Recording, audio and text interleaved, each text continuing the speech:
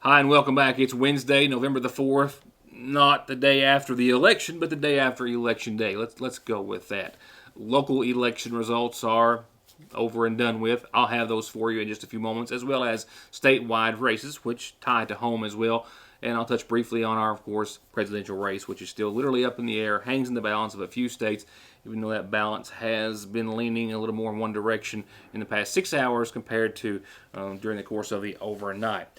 I will have your local COVID update, which again contains a number of cases for McGoffin County, a number of those residents and staff from our local nursing home. I'm also trying to confirm as to whether or not McGoffin County may have had its first COVID-19 related death, possibly two. That's still yet to be determined. I may have that before we leave you this evening.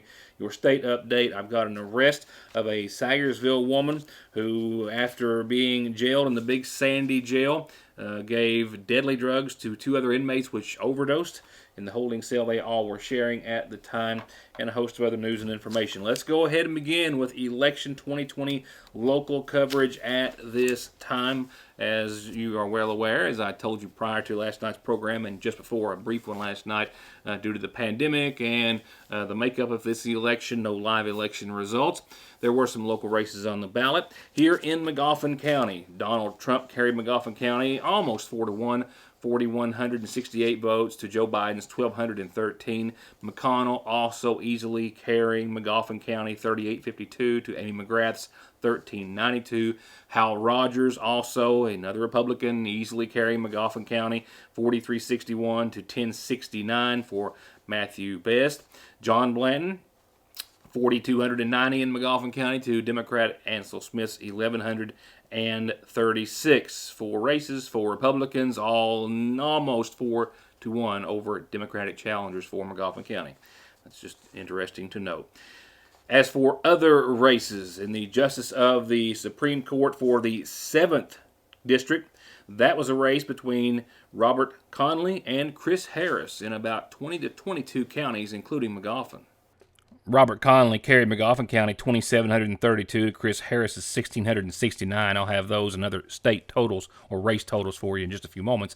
For local races in McGoffin County, unopposed, Jimmy Gullett received 1,116 votes for the McGoffin County Board of Education seat for District 2. Unopposed in District 3 was also current school board member Abe Wireman at 510, and also current school board member Doug Collinsworth in District 5 with 748 votes, all current members, all unopposed, all, of course, keeping their seats. For the City Council of Saggersville, you had 9 candidates, and, of course, the top 6 would be your City Council persons. And we would see some change on the Saggersville City Council. Receiving the most votes, Paul Montgomery, current City Councilman, at 411. Next, Darrell Arnett will now take a seat on the Saggersville City Council with 346. Tex Holbrook, current city councilman, keeps a seat with 329 votes. Colin Ray Jackson will now take a seat on the Saggersville City Council with 318 votes. Jared Howard, current city councilman, keeps a seat with 299 votes, and with 287 votes, city councilwoman Pat Frazier also remaining as a member of the Saggersville City Council. That leaves on the outside of the 6, now former city councilman Michael Conley with 237. Also now former city councilman Tommy Bailey with 232, and also Mary Rao on the bottom of the list at 142 votes. McGoffin County also followed the state trend in voting for the Marsy's Law Amendment. However, McGoffin County did it on a much smaller ratio in favor of 2,377 against 2,172, while across the state, Marsy's Law Amendment was approved by 63% of the vote. McGoffin County also joining the state in voting against increasing judicial term limits. Those voting in favor of increasing in McGoffin County, 1,727, but more than 3,100 McGoffin Countyans said no, they do not believe that we should increase limits of judicial terms. The state also voting the same way by 69% to 31.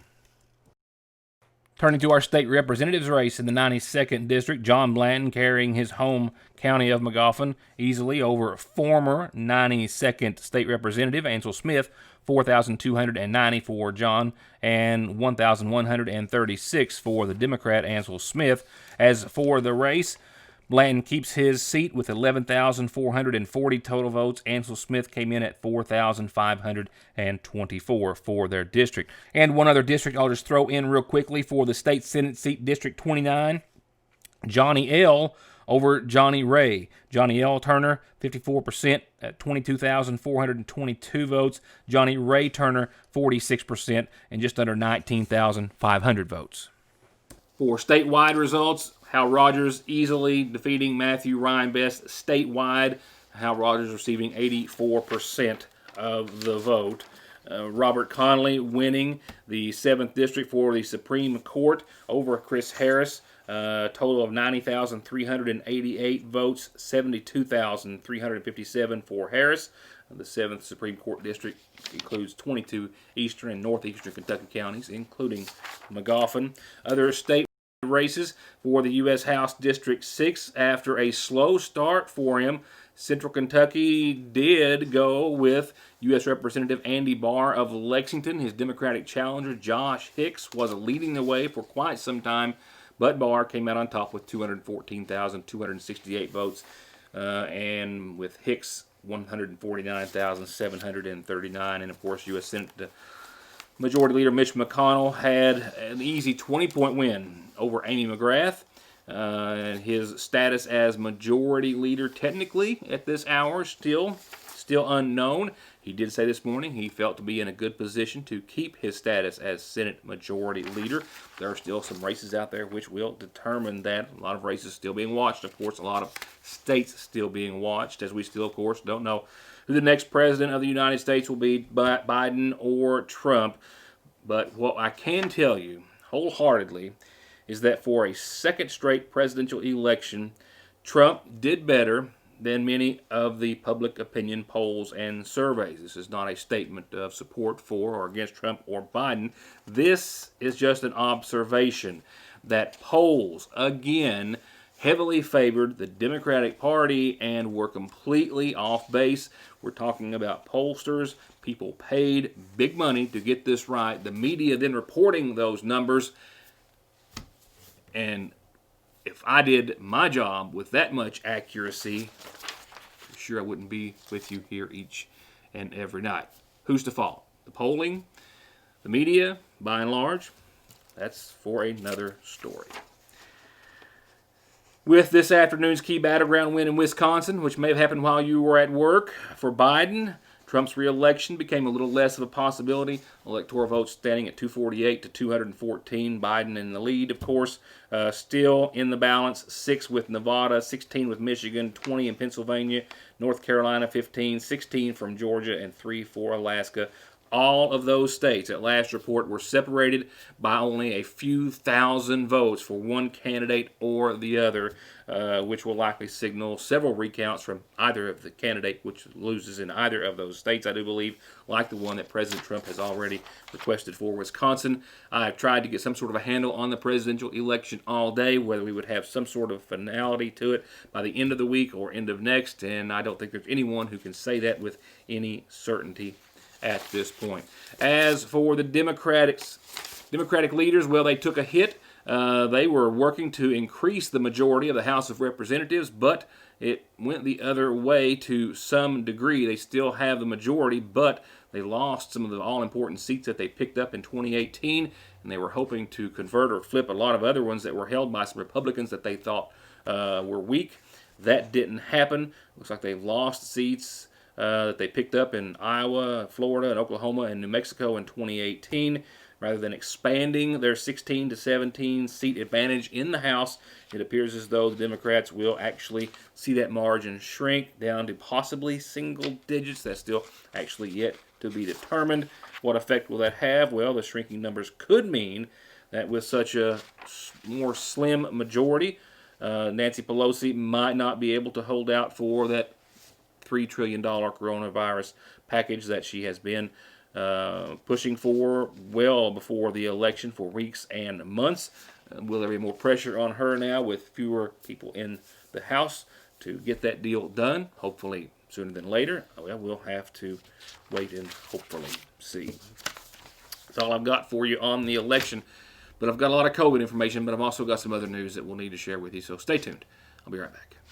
The votes are in and it's unanimous. The Homestyle Bowl is back for a limited time at your Saggersville Lee's Famous Recipes. Savory chicken strips, kernel corn, cheddar cheese, our famous gravy, all on a bed of beautiful mashed potatoes. It's a meal or a side, and it's for a limited time at your Saggersville Lee's.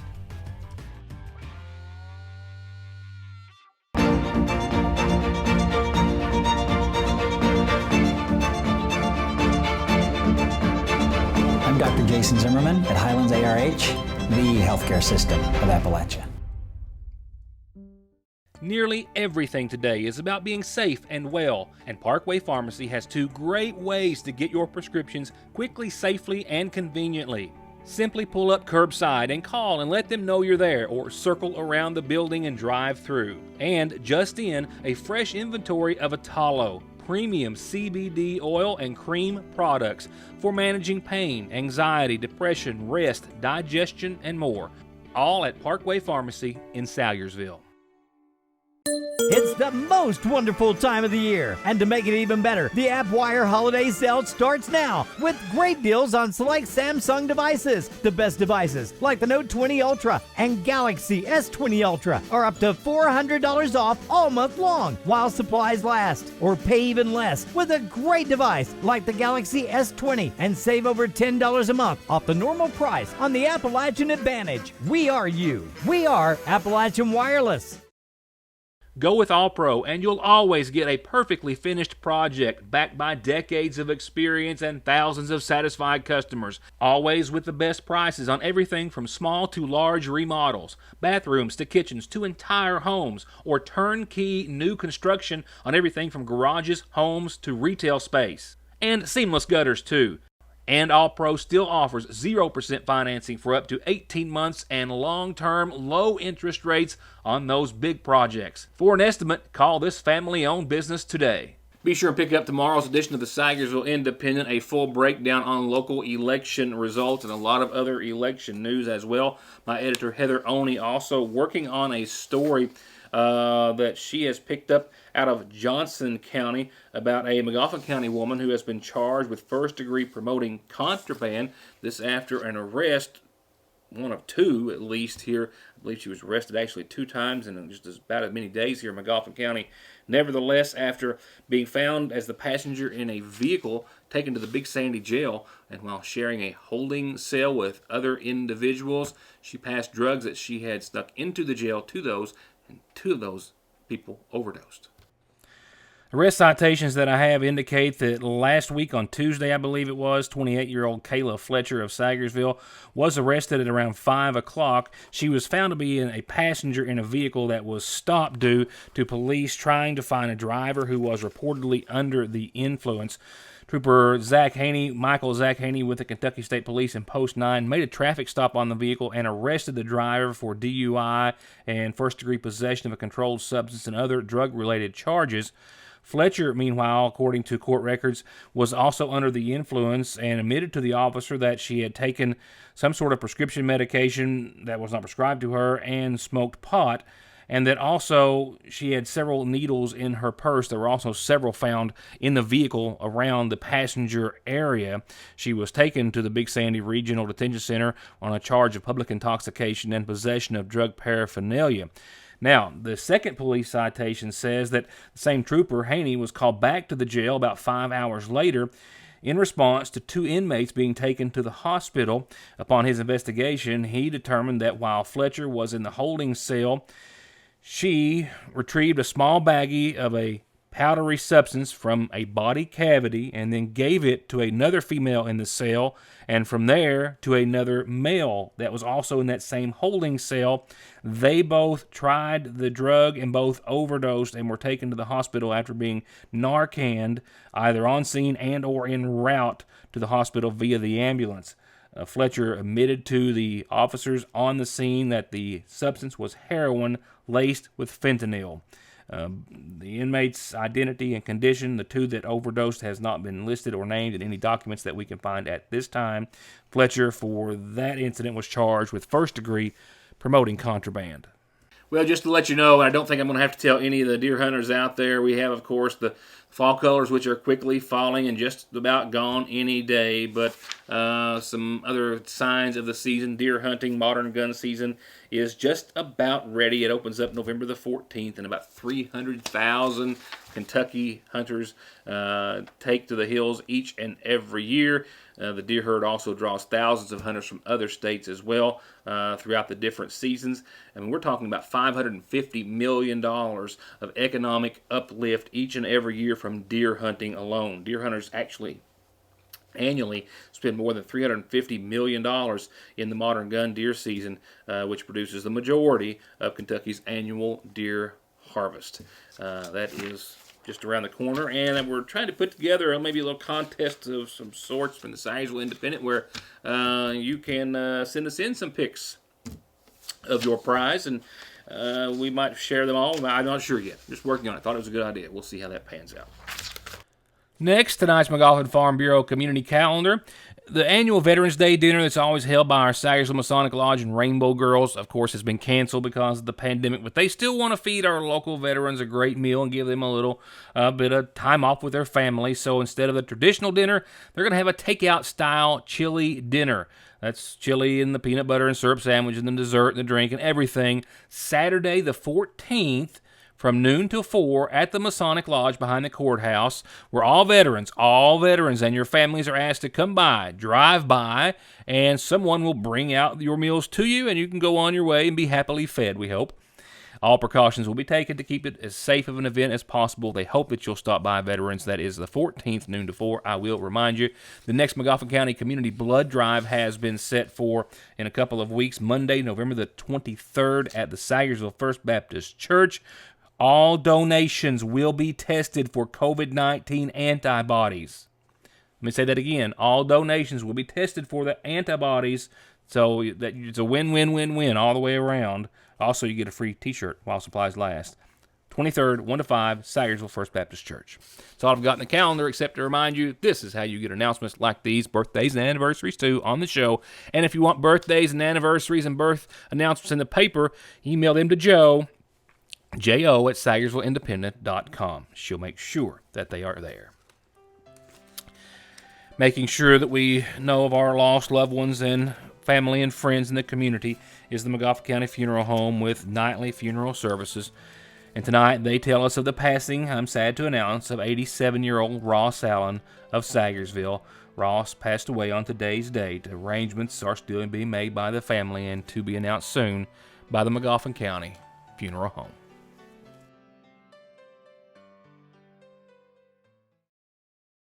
Conley Tire in Staffordsville or ConleyTire.net right now and get $200 back on a new set of Goodyears, $100 on new Generals, Coopers, Bridgestones, and Mickey Thompsons, all with the smoothest balancing Snap-on has to offer. And if your ride has a light on, let their state-of-the-art Zeus diagnostic machine figure it out for only $35 at Conley Tire. It's definitely fall and Christmas time at the seasonal shop. They've got new arrivals, front to back, new women's fall clothing with the latest styles and trends, leopard, camo, loungewear, cozy sweaters, and more. And they know these days are a little more relaxed with not as much travel and schedules aren't as packed, so they've got plenty of clothes for casual days at home or around town. Everyone loves a t-shirt, and they've got something for everyone, even the guys. Simply Southern has some amazing fall releases, and they have them all. Boots, bags, vests, Sherpas, accessories, their famous tees, and the home decor continues to arrive daily, and you'll fall in love with every new piece. No matter what your style, they've got pieces for you in your home. And as always, they offer in-town deliveries, curbside pickup, shopping over the phone, shipping, and registries. And their Facebook Lives are back, so follow their page for more information and pictures of new arrivals and deals of the day at the seasonal shop in downtown Saggersville. Same 6 decades of experience. Same undivided dedication and focus on winning your case. New location.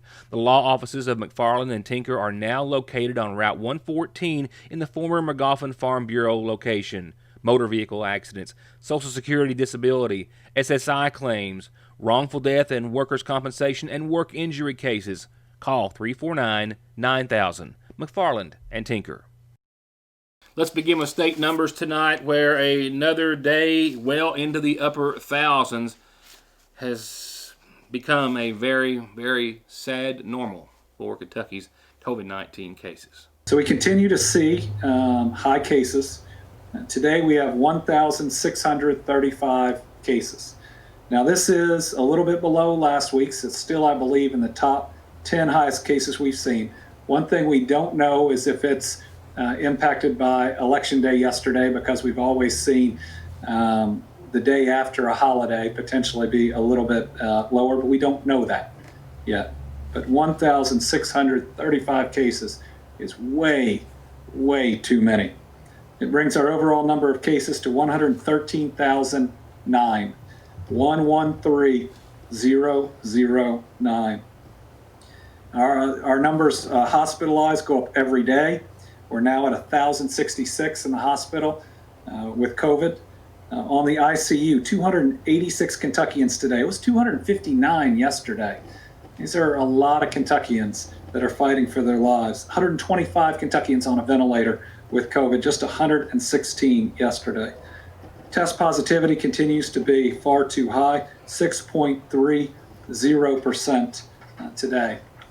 The governor as well announced another 11 deaths today across the Commonwealth. He also announced the increase or continuance for another 30 days of the statewide mask mandate. Also from today, the current incident rate map in Kentucky. It has gotten to the point that it is easier to count the counties which are not in red. Just a few months ago, at the very start of this pandemic, actually a few months into this pandemic, we here in Magoffin County were watching a similar map as we continue to be one of the last counties in the state and eastern Kentucky, down to the last 4 or 5 before we saw our first positive case of the coronavirus. Now look at eastern Kentucky. Magoffin County today at a 57.6. Johnson County, 68.2. Floyd, 58.6. Every county around us in the red, and that altogether is 76 of Kentucky's 120 counties in the critical zone, which takes only over 25 per 100,000 population, and there are very few in the 20s, many of them in the 30s, 40s, 50s, 60s. Monroe County, 111. Now for your local COVID update here in Magoffin County. Another day of multiple cases confirmed. Another day, actually 2 days, with several of those cases being reported involving residents and employees at the Saggersville Nursing and Rehabilitation Center. 8 over the weekend, 10 on Monday. Yesterday I had an early report of 7, but you added to that last evening, so give me a rundown of yesterday's numbers in their totality and what they may have been related to. And certainly we want to, we're always inquiring about our nursing home residents. Yeah, we had 9 yesterday total. 4 of those was nursing home residents that tested positive, and the other 5 were just people, like random people that just tested positive. It's somebody that rode to work with somebody or been to their house or something like that with positive, and that's really not anything related with any of the social gatherings, as like Halloween or churches or anything. Today we had 6. And out of that 6, 2 of them was nursing home staff. So we had 2 staff members today that tested positive. So out of yesterday, we had 4 residents, like I say, yesterday at the nursing home, and 2 staff today. So if my math is correct, that's 24 residents and 8 staff so far? Yes, I think that's correct. And again, don't like using terminology as outbreak or things of that nature, but I think this qualifies as whatever that is. Is the state offering to get involved? Is it mandatory they do get involved? I mean, if they're continuing to see cases, there has to continue to be some sort of an issue, I would have to think. Yes, the Department of Public Health has some staff that all they do is with long-term housing with the elderly, and they have been in contact with the nursing home here. In fact, they've been on a conference call Monday, and we was on a conference call with them last week. And they go through a checklist that checks off, like if they need PPE, if they're short of staff, if they're cleaning properly, if they have somebody that watches and makes sure the cleaning's done. And they've checked all the boxes as far as our nursing home has done well with that. And they have offered to help with PPE or staffing if that becomes a factor. And they will also just help in any way they can. So, yeah, they are on the record as being a nursing home facility that has an outbreak, and they are monitored real close with the State Department of Public Health. Is there a point to when either the local health department or the state health department actually goes in or uses other means to verify the information that they're being told from health departments like ours, to verify that procedures are being followed? Not that I know of. Our local health department, we go exactly what they tell us. We don't go in and inspect or do anything like that. Now, if the team in Frankfort might see that there might be a problem or get some reports or something like that, then they probably would send in individuals to check out the nursing home and make sure everything's going as it's supposed to be done. There is never a good time for a breakdown. They will happen, and your car at some point is going to need some repairs and maintenance. And Black Smoke Performance is open and here with professional, fast, safe service. And they now have certified full air conditioning, diagnostics, and repair to keep you cool in whatever you drive. Black Smoke Performance, 349-8785. This house for sale in Dixie of Saggersville represents a rare opportunity to have the home of your dreams on a premier lot that is well over a half acre in size. It has 4 bedrooms and original wood floors throughout and has been in the same family since 1950. And it's move-in ready with the AC units and furnace just serviced, and it's also a perfect blank slate to remodel to your liking, making it an excellent investment and equity opportunity. It also has an unfinished basement and is steps from the Ramey Park and downtown Saggersville. And it's now on the market for the first time in 70 years for $147,500. Serious inquiries only can be made by calling 606-349-3699. We know that life cannot come to a complete standstill because of the pandemic, but we can make sure that you can continue to bank safely and securely by calling either branch of the Saggersville National Bank to schedule any in-lobby services, or by using either of our drive-thrus. Mondays through Fridays, the main drive-thru is open from 8 until 3, and the branch drive-thru is open from 8 until 5, and the branch drive-thru is also open on weekends, Saturdays 8 until noon, with ATMs available 24/7 at both locations. Or by taking advantage of our completely free 24-hour internet banking and bill pay, banking by phone, remote deposit, automatic payment services, and more. Saggersville National Bank, always making your banking easier and safer. Now for your Licking Valley RECC outlook, some beautiful days ahead. Absolutely stunning. 36 degrees tonight, some patchy fog and clear skies, and no frost in the forecast. We will see the 30s for a few more nights, but mid and upper 30s again, so none of that cold stuff, none of the real cold stuff to worry about. We're going to be in the 60s for another day or two. Tomorrow for your Thursday, that patchy fog lingering, but sunny, 65 degrees. Clear skies tomorrow night. Then Friday, upper 60s, and still sunny, still beautiful, mid 30s. Nighttime lows, clear skies, still very, very nice.